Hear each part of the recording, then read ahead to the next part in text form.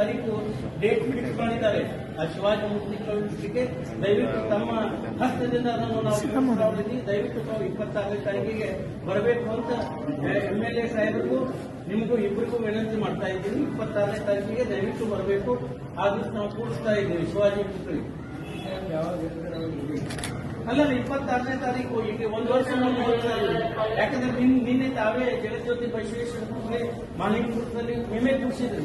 ಇಲ್ಲಿ ಬಸವೇಶ್ವರ ಪುತ್ರಿ ಮತ್ತು ಶಿವಾಜಿ ಪುತ್ರಿ ಎರಡನ್ನೂ ಕೂಡಿಸಬೇಕಾಗಿದೆ. ದಯವಿಟ್ಟು ತಮ್ಮ ಅಮೃತ ಹಸ್ತದಿಂದ ಕೂಡಿಸ್ತೀನಿ.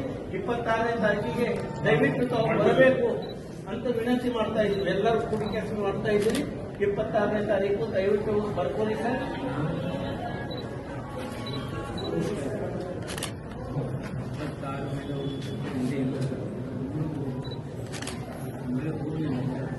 ಅಲ್ಲ ನೀವು ಇನ್ನೊಂದು ನೀವು ಯಾವ ಅದೇನು ಪ್ರಶ್ನೆ ಇಲ್ಲ.